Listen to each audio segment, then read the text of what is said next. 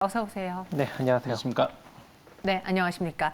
오늘 시장에서 굉장히 장 출발부터 핫했던 종목 하나 볼게요. 비덴트입니다. 지금 뭐 상한가에 들어갈락 말락 계속 이렇게 도전을 하고 있는데 FTX의 빗썸 인수에 대한 기대 때문입니다. 과연 시너지 효과를 낼 수 있을지 어떻게 보는지 매각 협상 마무리 단계라고 했거든요. 정말 이게 맞는지 한번 두 분의 투자 의견 들어보도록 하죠. 네. 오라는 의견 주셨어요. 원래 유창희 대표님이 이렇게 오르는 종목에 오라고 의견을 주는 네. 경우가 거의 없는데. 거의 없죠. 네. 네. 근데 뭐 지금 어쩔 수 없다 생각하고 있어요. 뭐 빗썸을 이게 확정된 건지 모르겠습니다만은 네. 뭐 4조인가요? 5조 원 정도 지금 금액을 좀 예상을 좀 하고 있는데 어쨌든 이제 인수에 대한 어떤 기대감들이 나온다라면 이게 확정되기 전까지는 주가가 좀 올라갈 수 있다 판단을 좀 하고 있습니다. 그러면 뭐 오늘 지금 제가 알기로 상한가는 마감하지 않고 있거든요. 그러면은 한 번 정도는 뭐 좀 해볼 수 있지 않을까 판단을 좀 하고 있어요. 아니, 한 번 정도는 해볼 수 있을까. 오늘 이 비덴트 때문에 가상화폐주들이 좀 같이 올려주는 감이 없지 않아 있는데 사실 그동안 우리가 주식도 하락했지만 가상화폐 시장은 더 폭락을 하면서 이 관련주들에 대해서 기대를 안 걸었었잖아요. 네. 비트코인을 샀던 그 많은 해외 기업들의 주가도 다 같이 떨어졌었는데 이번에 인수 소식으로 인해서 약간의 분위기 전환이 될 수 있을까요? 아니죠. 그냥 빗썸 관련주들만. 그냥 얘네만? 그렇죠. 네. 인수 관련 이슈로 단기적으로 좀 상승력이 나타나는 것 같습니다. 그래서 뭐 비덴트, 위지트, 뭐 초록뱀 관련주들 전부 다 지금 상승력이 나타나고 있는 것 같은데 어찌됐건 이번 이슈로 이게 단기적으로 끝나기보다는 조금 더 상승력이 이어질 것 같아요. 왜냐하면 오늘 이렇게 상한가 근처까지 올라갔다가 쭉 밀렸으면은 단기적으로 끝나는 건데 지금 거의 상한가 근처에서 유지를 해주고 있기 때문에 아무래도 내일도 좀 강력한 시세를 조금 더 이어지지 않을까라고 생각을 해서 기술적으로는 비덴트 같은 경우 13,400원 정도까지 조금 더 잘 나오게 된다면 15,000원 정도 자리까지 기대해 볼 수 있을 것 같고 이슈도 나쁘게 안 나왔습니다. 왜냐하면 블룸버그 통신의 익명을 요구한 이제 인수협상 관계자를 인용해서 이제 보도가 나온 걸 보면은 이 BTX가 빗썸을 사들이기 위해서 진전된 협상을 진행 중에 있고 몇 달 동안 인수 문제를 지속적으로 논의해왔다라고 이제 언급을 했기 때문에 아무래도 단기적으로 이 이슈를 좀 부인하기에는 좀 제한적이지 않을까라고 생각을 합니다. 그래서 조금 더 지속된다에 한 표 드리도록 하겠습니다. 네, 비덴트 두 분 모두 의견 주셨습니다. 오늘 종가가 이 상승을 유지한다면 내일장이 조금 더 기대되지 않을까 싶고요. 두 번째, 말도 많고 살도 많았던 오스템 임플란트 보겠습니다. 정말 말이 많았는데 또 실적은 잘 나왔어요. 네, 이번에 호실적을 발표하면서 이게 분기 기준으로 봤을 때 역대 최대 기록이라고 하던데 다시 주가 재평가를 받을 만할까요? 두 분의 의견 주시죠. OX 나뉘어졌는데요. 뭐 박정수 대표님, X를 주신 이유가 있을까요? 고평가죠. 네. 고평가예요? 네. 그리고 항시 또 이렇게 주가가 고평가권역에 있을 때 이렇게 좀 횡령 배임 문제나 다양한 좀 악재들이 좀 자연적으로 나오게 됩니다. 그래서 오스템 임플란트도 그러한 수순을 지금 밟고 있고 물론 이제 실적이 좀 긍정적으로 나오면서 2분기 영업이익이 562억으로 64% 정도 전년 대비 증가를 했고 매출액도 31.7% 정도 증가를 했기 때문에 단기적으로 강력한 시세는 만들어낼 수 있으나 오히려 이제 고점에서 물리신 분들이 빠져나오는 그러한 시세 흐름으로 생각을 하시면서 접근을 하시면 좋을 것 같아요. 그래서 지금 현재 단기적으로 일단은 기술적 반등력은 잘 나왔습니다. 실적 이슈로 인해서. 그래서 10만 6천 원 이상 대략 11만 6천 원 정도 자리까지 분할로 매도하면서 빠져나오는 전략이 좀 유리하지 않을까라고 생각을 하고 있고 또 오스템 임플란트가 지금 시장에 대해서 상당히 좀 고평가 국면인데 이미 이러한 성장 프리미엄이 다 반영이 됐습니다. 순자산 가치가 2,352억인데요. 현재 시가총액은 1조 5천억 정도 수준이 되기 때문에 본연의 자산 가치 대비 좀 많이 충분히 부각을 받은 상황이어서 지금과 같은 이슈로 이런 단기적인 상승력은 충분히 이제 물리신 분들이 빠져나오는 전략으로 삼았으면 좋겠습니다. 네, 반대로 유창희 대표님은 의견 주셨습니다. 사실 한번 투자자들에게 신뢰를 잃었다거나 무언가 좀 횡령 문제 이런 게 있다면 손이 안 나가기 마련인데 원래 그 악재를 빼놓고 봤을 때 잘해왔고 이번에도 잘했던 기업이라 좀 다시 한번 눈길이 가는 건 어쩔 수 없거든요. 그렇죠. 뭐 저는 솔직히 말씀드리면 뭐 오스템 임플란트 그렇게 뭐 비싸다 생각하고 있지 않는데 네. 다만 이제 그런 차이인 것 같아요. 그러니까 저는 뭐 오스템 임플란트 좋게 봤다가 조금 최근에 그 얼마 전에 생명보험 사건 아, 맞아요. 그 사건 예. 이후로 그냥 버려. 그 보험료를 그걸로 내면 어떻게 그러니까요. 그죠? 무슨 대표가 뭐 네. 300원인가요? 500원인가요? 그래서 저는 별로 그렇게 좋아하진 않지만 결국 소비자의 선택인 것 같아요. 물론 이제 이게 2분기이기 때문에 3분기, 4분기까지 어떻게 이어질지 모르겠습니다만은 어쨌든 임플란트 관련해서는 가장 높은 점유율, 또 가장 높은 중국이든 뭐든 수출 실적을 가지고 있다는 것이죠. 실적도 지금 500억에서 600억 정도면 연간 실적으로 감안한다라면 아무리 할인을 한다고 해도 최소한 작년 정도 수준, 1000억에서 한 1500억 정도 영업이익 나온다라면 지금 시가총액이 그렇게 비싸다고 평가하고 있지 않습니다. 그리고 영업력이라든지 뭐 이런 것도 본다면 나쁘지 않다고 생각하고 있고요. 거기다 임플란트 시장 계속 고속 성장하고 있는 걸 본다라면 주가는 다시 한번 12만 원대까지 충분히 올라갈 수 있다. 최근에 임플란트 관련된 종목분들 다 좋은 주가 흐름 보여줬거든요. 다만 이제 아까 말씀드린 것처럼 소비자의 선택이 이런 거 뉴스에 잘 모를 수도 있거든요. 뭐 그렇다면 큰 문제 없겠지만 이런 거에 민감하다라면 주가는 좀 내용을 계속 겪을 수밖에 없기 때문에 좀 더 3분기 실적을 좀 더 확인해야지 추세를 완벽하게 확인할 수 있지 않을까 판단하고 있습니다. 알겠습니다. 오스템 임플란트에 대한 의견 두 분이 나뉘어졌습니다. 한번 잘 참고해 보시고요. 이어서 마지막 롯데렌탈에 대한 이야기도 들어볼게요. 이 종목 한 39,800원에서 현재 움직이고 있습니다. 롯데 연타석 홈런이 전망된다. 상상이증권에서는 되게 좋게 봤고요. DS증권에서도 소카와 종합 모빌리티의 플랫폼 기업으로의 도약이 기대가 된다라고 했습니다. 두 분의 의견은 어떨지 이 종목 좋게 보십니까? OX 의견 주시죠. 오로 일치가 됐어요. 저도 개인적으로 지방에 내려가게 되면 그 차를 끌고 갈 수가 없잖아요. 그러니까 거기서 소카를 많이 이용했는데 약간 공유가 옛날에는 내 것 이러다가 이제는 다 같이 좀 공유하는 게 하나의 트렌드가 됐어요. 롯데렌탈의 경우도 그 덕을 보는 건가요? 다른 이유가 있을까요?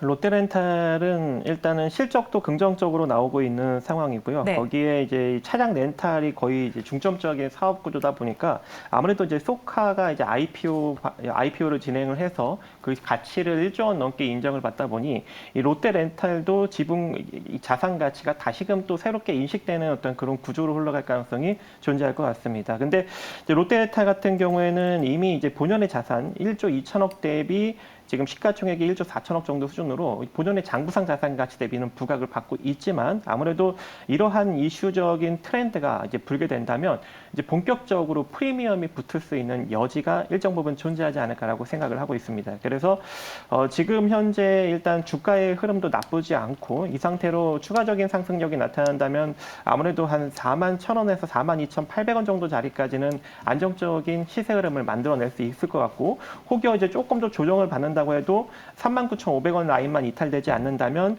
중기적 트렌드로 상승력이 나타날 수 있는 여력도 존재하기 때문에 O 의견 드렸습니다. 알겠습니다. 롯데렌탈에 대해서 두 분 모두 O로 일치가 됐습니다.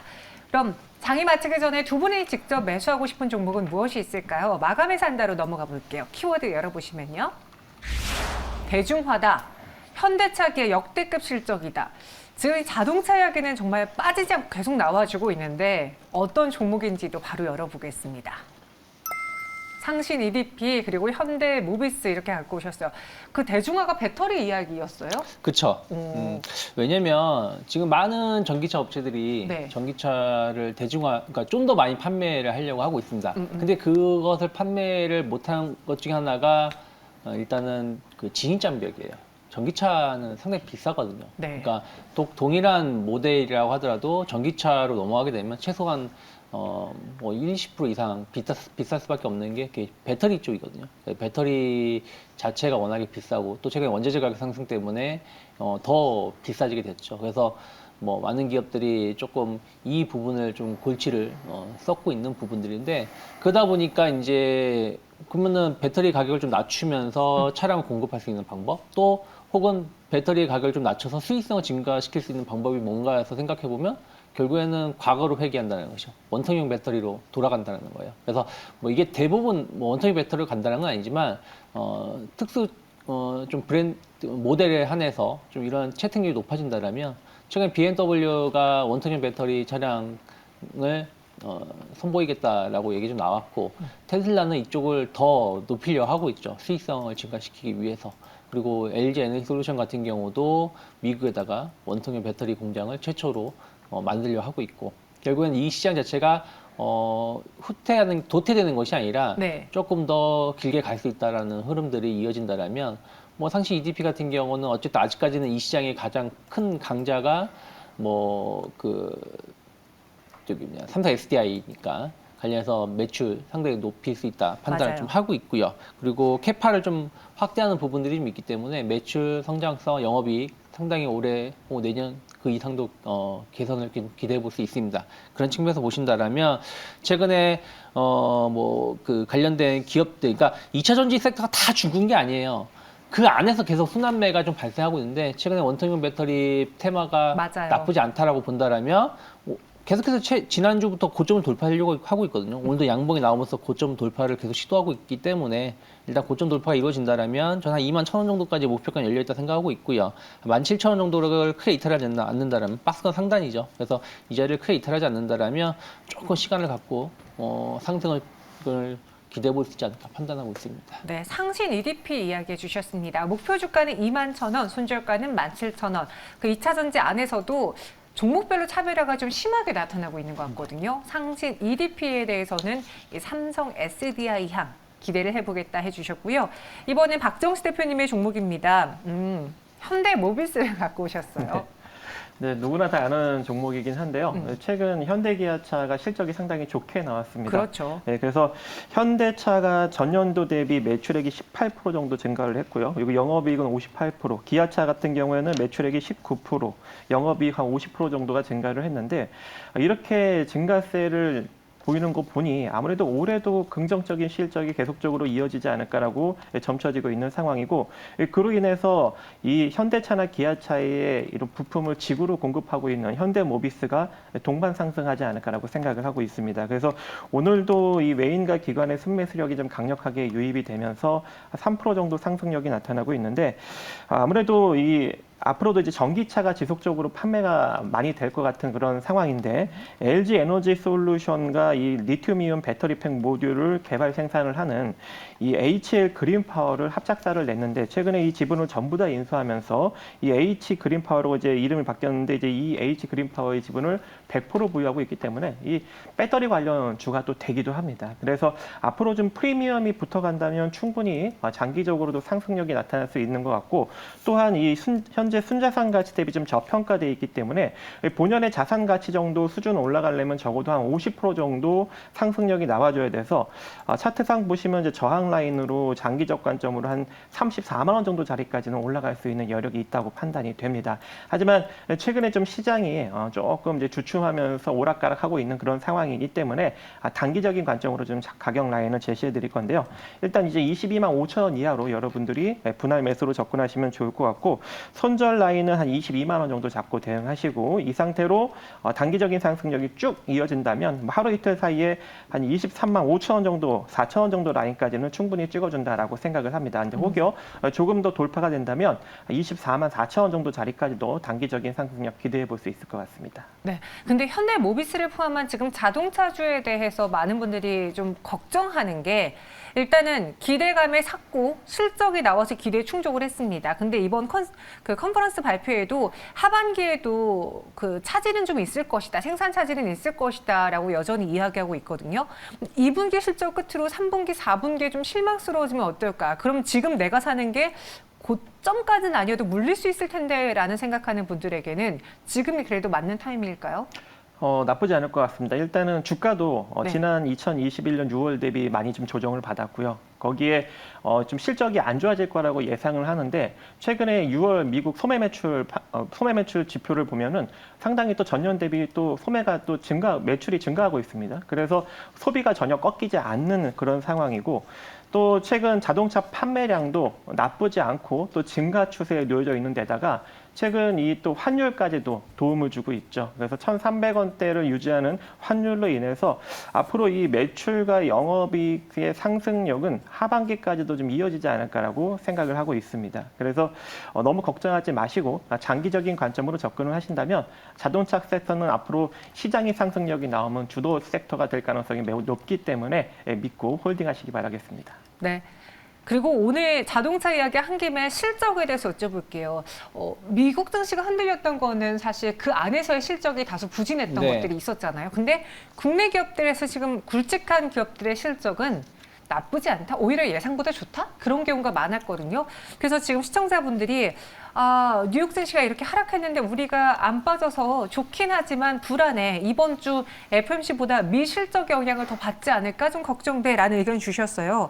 어떻게 생각하세요? 저는 스냅이 시장을 흔들진 않을 거다 생각 좀 하고 있어요. 미국 증시 이번 주 빅테크 다 몰려 있지 않습니까? MS, 구글, 애플, 아마존 다 있는데 전 나쁘지 않을 것 같다 생각하고 있고요. 우리나라도 지금까지는 실적이 나쁘지 않았어요. 근데 좀 주의하실 게 뭐냐면 좋은 실적 발표하는 기업들은 먼저 실적 발표하려고 해요. 그러니까 항상 좀 앞에서 실적 발표하는 기업들은 항상 그런 건 아니지만 나쁘지 않습니다. 이제 시간도 좀 당기던데. 네. 근데 예를 들어서 네이버가 그렇다는 뜻은 아니에요. 네. 네이버 실적 발표 뒤로 미뤘잖아요. 약간 뭔가 시장에서는 뭐지? 하는 그런 게 느낌을 주는 이유가 어쨌든 앞에서 실적 발표하는 기업들은 나쁘지 않습니다. 문제가 이제 뒤로 갈수록 실적이 좀 떨어진다는 거죠. 또 뒤로 갈수록 중소형주들이 몰려있다는 거예요. S&P 500 지수도 실적 발표 지난주까지 기준으로 한 20% 정도 실적 발표했는데 나쁘지 않았어요. 다만 최근 5년치 실적 성장률하고 비교해보면 조금 둔화되는 모습들이 보여주다 보니까 이게 3분기에 대한 어떤 우려감들이 나오고 있지만 어쨌든 현재만 보면 나쁘지 않다. 오늘 같은 경우도 실적이 좋았었던 자동차, 그리고 은행, 전기전자 이런 쪽이 좀 올라오는 이유가 결국엔 그런 부분들이기 때문에 당분간 조금 더 이러한 부분들을 즐기시되 한 7월 말 정도 넘어가면 일단 다음 주부터 넘어간다라면 조금씩 이제 스크래치 나는 기업들이 나올 거예요. 그랬을 때는 시장에서 어떻게 개별 종목으로 끝나는지 이게 관련된 섹터로 좀 퍼지는지 여부를 좀 지켜볼 필요가 있지 않을까 판단하고 있습니다. 네, 알겠습니다. 오늘 외국인과 기관의 수급도 한번 살펴보겠습니다. 먼저 기관 투자자들의 매수매도 동향부터 한번 볼까요, 대표님? 기관이요? 네. 네. 외국인인지 아셨죠? 오늘 기관이 특히 코스피에서 좀 금융투자 중심으로 매수세가 들어오던데요. 네, 지금 현재 이 외국 기관의 순매수력을 조금 보도록 하겠습니다. 일단 순매수 상위를 보면은 일단 잠시만요. 제가 네. 그럼 저희 외국인부터 볼까요? 네, 외국인부터 잠깐만요. 아, 그래요? 외국인 누구예요? 저요. 그 외국인 볼게요. 죄송해요. 말씀하시죠. 네, 그럼 외국인부터 바로 볼게요. 준비하면 또 확인할 수 있습니다. 일단은 외국인 좀 보도록 하겠습니다. 일단 매수는 현대기아차, 그리고 삼성전자, SK하이닉스, 그다음에 LG에너지솔루션 이렇게 이제 매수가 들어왔고요. 매도는 이제 LG화학, 그리고 하이브, 카카오게임즈 이제 이런 종목들의 이제 매도가 나왔는데 일단은 이 현대기아차 같은 경우는 역시나 역대급 2분기 실적으로 인해서 매수세가 좀 몰리고 있는 모습이고, 삼성전자나 SK하이닉스는 업황 불황 우려에 또 불구하고 2분기가 또 역대급 실적이 이제 기록될 것이다라는 기대감에 좀 유입이 되고 있는 것 같습니다. 하지만 이제 LG화학 같은 경우에는 아직도 여러 가지 이제 모멘텀을 찾지 못한 상황이어서 매도력이 좀 나타나고 있고, 하이브도 최근 들어서 방탄소년단 이후로 모멘텀을 찾지 못하고 있기 때문에 매도력이 계속적으로 나타나고 있고, 카카오게임즈도 지금 지속적으로 일단 실적에 대한 우려가 나타나고 있는 모습입니다. 그래서 현재 이 프리미엄이 이제 서서히 빠져나가는 그런 추세가 나타나고 있는 것으로 보여집니다.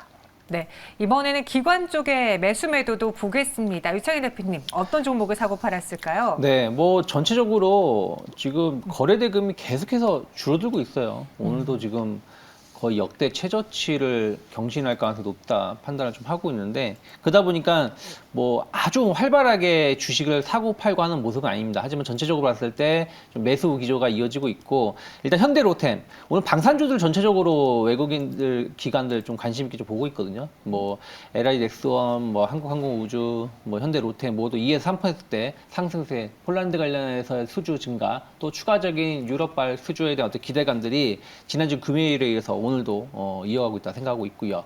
그리고 셀트리온은 상당히 좀 매수를 많이 해주고 있습니다. 최근에 며칠 좀 셀트리온이 좀 쉬어갔는데 오늘 3% 정도 상승하면서 관련된 매수를 이끌고 있고요. 셀트리온뿐이 아니라 약간 제약바이오주들에 대해서의 어떤 매수세가 최근 일주일 정도 좀 쉬어가다 보니까 반발 매수가 좀 들어오고 있지 않나 생각을 좀 하고 있고요. 그리고 이제 그 BH 약간 이제 IT 쪽 소재 부품 쪽을 본다라면 결국에 이제 애플에 대한 어떤 기대감들 그리고 그 플렉서블 폰 관련해서 어떤 기대감들이 나와주면서 BH가 매수 상위 종목군에 포함되고 있고요. 다만 이제 안 좋은 종목은 유일하게 눈에 제일 띄는 게 OCI입니다. OCI가 오늘 지금 8% 정도 하락하고 있는데 그 중국에서 폴리실리콘 가격 통제 우려감들 뉴스가 좀 나왔습니다. 그러다 보니까 뭐 다른 신재생 에너지 종목군들이 하락한 게 아니라 OCI만 유독 한 8에서 9% 정도 좀 급락세가 나와주면서 추세를 좀 크게 이탈하는 모습을 보여주고 있고요. 네. 그리고 SO일이 오늘도 유가가 좀 하락하고 있거든요. 지금 선물시장에서. 그래서 그런지 모르겠습니다만은 최근에 유가 상승이 계속 좀 못하고 하락세를 보여주다 보니까 좀 매도세 나오고 있고요. 비덴트 뭐 말씀드린 것처럼 일단 급등세가 이렇게 나오면 기관 투자자들은 조금 매도세를 보여주고 있는 것 같습니다. 지금 결국에는 이제 비덴트가 상한가에 진입을 좀 하면서 마감을 하려고 하고 있는데 차익선 매물이 좀 나오면서 또 단기 급등에 따라서 좀 매물을 좀 출회시키면서 비중을 좀 줄이고 있지 않나 판단하고 있습니다. 네, 셀트리온 이야기해 주셨는데 셀트리온 헬스케어도 봤을 때 램시마 SC 때문에 셀트리온 그룹주 실적을 좀 좋게 보는 것 같아요. 최근에 네. 그룹주들이 저점 바닥 대비 올라왔던 게 다 이 실적에 대한 기대 때문이었잖아요. 그렇죠. 네. 이게 2분기뿐만 아니라 계속 하반기에도 좀 이어질 수 있을까요? 그 네. 제형 변화가 되게 좋은 거라고 하던데. 네, 뭐 저도 나쁘지 않게 보고 있어요. 그리고 셀트리온 그룹주도 그렇고 한미약품도 그렇고 뭐 제약바이오주 중에서 실적 잘 나오는 기업들은 최근에 주가가 많이 저점 대비해서 최소 20-30% 이상 올라왔고 YOY 기준으로 이제 플러스 전환 되려고 하고 있기 때문에 조금 더 끌고 가실 필요 있다. 그리고 경기에 덜 영향을 받는 부분들이 있지 않나 판단하고 있습니다. 네, 알겠습니다. 오늘 시총 상위 종목의 한번 분위기도 볼게요. 그 중에서 이제 삼성전자의 경우는 큰 움직임은 없는데 LG 에너지 솔루션이 그 보해수 물량 그 해제 때문에 2% 넘게 하락하다가 지금 상승 전환을 했어요. 오늘 장중에 또 3% 상승을 보여주면서 나름 악재에도 불구하고 좀 빨간불을 켰거든요. 이게 어떤 이유 때문일지 오늘 뭐 원통형 파우치형 이야기가 나오면서 투자자들의 심리가 개선된 건지 유창희 대표님 그리고 박정희 대표님 두 분의 의견 다 들어보고 싶은데요. 일단 저 같은 경우에는 LG 에너지 솔루션이 최근에 조금 하락이 많이 나온 데다가 최근 1분기에 보면 자산 가치를 너무 좀 많이 키웠습니다. 왜냐하면 지난 4분기까지 보면 대략 한 8조 원 정도의 순자산 가치를 지녔는데 이번에 자본 총계를 18조 원까지 증가를 시키면서 이제 시가총액 대비 한 4분의 1 토막 정도, 그러니까 4배 정도 지금 부각을 받고 있는 형식으로 지금 나타나고 있는 상황이죠. 그렇기 때문에 이제는 이제 충분히 또 매수력이 몰릴 수 있는 여력이 존재할 것 같고 거기에 그동안의 이 실적 성장성이 좀 애매했습니다. 2021년까지는. 근데 2022년부터 영업이익이 2,500억 정도가 나오면서 이제 본격적으로 이제 실적 성장을 알리는 첫 신호탄을 알렸기 때문에 여기서부터는 이제 기관과 외인의 순매수력에 일정 부분 좀 유입이 되지 않을까라고 보여지고 있고 최근 들어서 또 시장이 좀 양호해지고 있는 그런 상황이기 때문에 시장을 또 견인하려면 또 LG 에너지 솔루션에 수급이 또 유입될 수밖에 없을 것 같습니다. 그래서 LG 에너지 솔루션은 이제 서서히 반등 구조로 바뀌지 않을까라고 생각을 하고 있습니다. 네. 유창희 대표님은 LG 에너지 솔루션 어떻게 보셨습니까? 오늘 그래도 상승 전환을 한 게 오후장에 좀 고점을 찍은 게 어떻게 보면은 투자자들이 이 역시도 보해수 물량 해제도 다 반영했을 때 지금 가격이 싸다라고 본 건지. 네, 뭐 그런 것 같아요. 약간 뭐라 그럴까요? 그 보유해서 물량이 풀렸을 때 뭐 LG 화학이 갑자기 팔지는 않을 거 아니에요. 이제 기간 물량이 한 1,000만 주 정도 예상하고 있는데 시장 자체가 약세장이라면 이것이 악재가 될 수 있겠습니다만 아직은 베어마켓 랠리를 보여주고 있고 또 뭐 약간 원통형 배터리 이런 부분들에 대한 이슈도 좀 작용을 해주면서 반등에 성공한 것 같아요. 수급적으로도 외국인들 선물 매수를 해주면서 프로그램 매수를 동반시켰고 이게 좀 대형주 쪽으로 집중이 됐던 부분도 좀 덕을 본 것 같고요. 그래서 뭐 일단은 단기적으로 우려감을 좀 넘어갔다 생각 좀 하고 있고요. 하나솔루션은 어떻게 보면은 그 OCI의 반사 이익이죠. 맞아요. 오늘 하나솔루션도 좀 시총에서 상위 종목 중에 상승하던데요. 네, 왜 그러냐면은 OCI 같은 경우는 이제 폴리실리콘 가격 통제라든지 이런 부분들 아니겠습니까? 왜냐하면 중국 같은 경우가 지금 태양광 투자를 좀 많이 하고 있기 때문에 폴리실리콘 가격을 좀 낮추려고 하려고 하는 부분들이 있어요. 그런 부분들이 OCI는 악재라면 하나 솔루션 같은 경우는 셀 업체 아니겠습니까? 폴리실리콘을 가지고 또 태양광을 설치해야 되는 업체인데 이런 부분들이 조금은 반사이익을 누릴 수 있다라고 생각해서 그런지 모르겠습니다만은 한 6% 정도 올라오고 있어요. 다만 이가 자체가 외부 변수의 일시적인 이슈에 의해서 올라오는 거라면 네. 좀 한 37,000원, 38,000원 정도의 매물 부담감은 계속해서 확인하실 필요가 있지 않을까 생각하고 있습니다. 네, 마지막으로 오늘 방산주가 지난주 금요일에 이어서 또 올랐습니다. 그 폴란드 수출에 대한 기대 때문인데 박정수 대표님, 오늘 오른 이런 방산주들 지금 구간 매도하고 갈까요? 더 들고 갈까요? 네, 현대로템 같은 경우에는 솔직히 좀 저는 더 들고 가야 되지 않을까라고 보고 있습니다. 왜냐하면 현재 현대로템 같은 경우 이제 제대로 폴란드에 수출이 되기 시작한다면 한 내년 정도의 분기 기준으로 한 1조 원 정도 이제 매출이 더 이제 증가할 수 있는 여력이 존재하기 때문에 그렇게 된다면은 성장성 측면으로 이제 고공성장 측면이 되고 그로 인해서 프리미엄 주가가 지속적으로 붙을 가능성이 존재합니다. 그래서 최소한 내년 정도까지는 홀딩 관점을 유지해 가야 되지 않을까라고 보고 있습니다. 최소한 내년까지 홀딩 전략이라고 말씀하셨습니다. 마지막으로 동시효과 구간 분위기 보도록 하죠. 지수 상승이 크진 않았지만 그렇다고 하락하지도 않은 시장이었습니다. 코스피가 0.43% 오름세를 보였고요. 코스닥은 전거래일보다 0.44포인트 내린 789.31포인트로 장마감 준비하고 있습니다. 오늘 수급 보시면 외국인 기관 투자자들 중에서 기관 쪽의 매수가 조금 더 컸고요. 외국인은 코스닥에서 매도한 것으로 추정되고 있습니다. 지금까지 마감 동시효과 함께하셨습니다.